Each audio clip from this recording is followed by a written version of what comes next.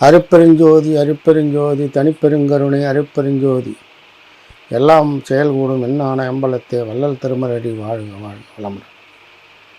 அன்பார்ந்த பெரியோர்களே, தாய்மார்களே, என் உயிரினும் மேலான என் சிவ சொந்தங்களே, உங்கள் எல்லோருக்கும் வணக்கம். அடியேன் கற்றறிந்த சில பழைய தாந்திரிக முறைகளை உங்களுக்கு எடுத்துரைக்க கடமைப்பட்டுள்ளேன். இந்த தாந்திரிக முறை என்னன்னு கேட்டிங்கன்னா, கற்பூரவள்ளி செடியின் இலையை 21 இலையை பறித்து தண்ணீரில் கழுவி ஒரு மஞ்சள் நூலால் மாலையாக கட்டி விநாயகருக்கு போட்டு விளக்கேற்றி வழிபாடு செய்தால் வேலை சம்பந்தப்பட்ட பிரச்சனைகள், தொழில் சம்பந்தப்பட்ட பிரச்சனைகள் உடனே சரியாகும் என்பது நம்பிக்கை. ஒரே ஒரு புதன்கிழமை இந்த வழிபாட்டை மேற்கொண்டால் போதும், உங்களுக்கு வேண்டுதல் நிறைவேறும். மாலையாக அரச மரத்தடியில் வீற்றிருக்கும் விநாயகருக்கு இந்த மாலையை போட்டு வழிபட நீங்கள் வேண்டியதை உடனே நிறைவேற்றி தருவார். விநாயகர் மிக மிக எளிமையான, தூய்மையான மனதோடு உண்மையான பக்தியோடும் அவர் முன்பாக போய் நின்று 3 தோப்புக்கரணம் போட்டு உன் பிரச்சனைகளை சொல்லி வைத்தால் அதை உடனே நிறைவேற்றி வைப்பார். கேட்ட வரங்களை எல்லாம் உங்களுக்கு கிடைக்கும். அதில் ஒரு துளியும் சந்தேகமில்லை. நம்பிக்கை என்ற ஊன்றுகோல் மட்டும் அவசியம்.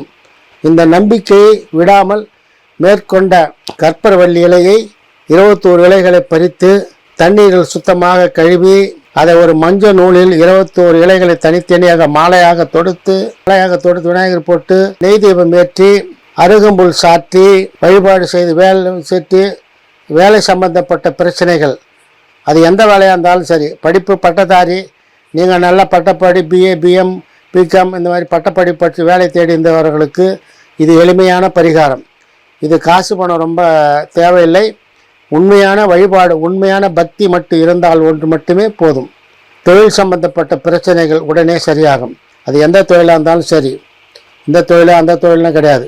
தொழில் அப்படின்னு எடுத்துக்கிட்டால் எந்த தொழிலாக இருந்தாலும் இந்த விநாயகர் கோயில், விநாயகருக்கு குடும்பமான வரைக்கும் கொஞ்சம் பிரசித்தி பெற்ற கோயிலாக இருக்கணும். அது நம்ம ஊருக்கு பக்கத்தில் மன்றக்கோட்டை என்ற ஊருக்கும் பக்கத்தில் மணந்தவிழ்ந்த புத்தூர்னு ஒரு ஊர் இருக்குது. அங்கே அகத்தியர் கையால் பிரதிஷ்டை பண்ண ஒரு விநாயகர் கோவில் இருக்குது. அந்த கோவிலுக்கு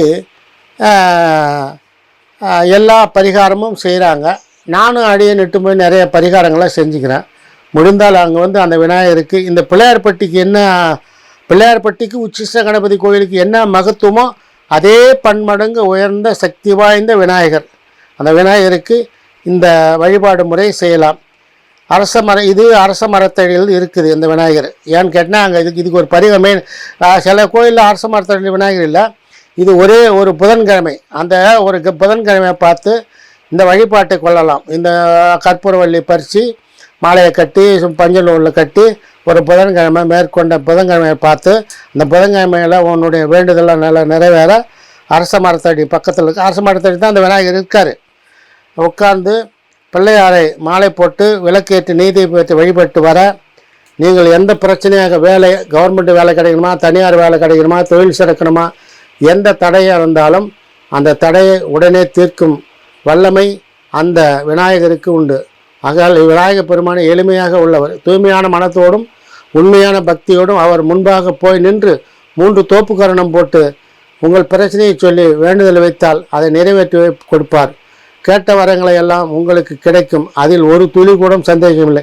நம்பிக்கை என்ற ஊன்றுகோலை மூலதனமாக வைத்து இந்த வழிபாட்டை செய்யுங்க.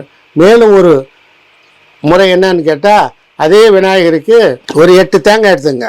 மட்டையெல்லாம் எடுத்துகிட்டு உரிசி கும்பிடி மட்டும் இருக்கட்டும். 8 தேங்காய் எடுத்துக்க. 8 தேங்காயை வந்து மாலையாக கட்டி போடணும். அவருக்கு 8 காய் தான் போடணும்.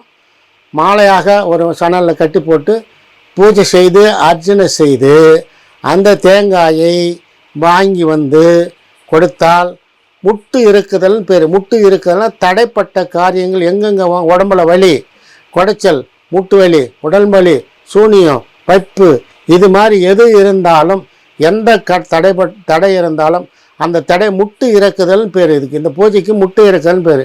8 காயை உன் தலையிலேருந்து உன் தோள்பட்டைக்கு 2, உன் இடுப்புக்கு 2, உன் முட்டிக்கு 2, உன் கைக்கு முட்டிக்கு 2, 8 6 தலைக்கு 1 மொத்தம் 8 9 காய்.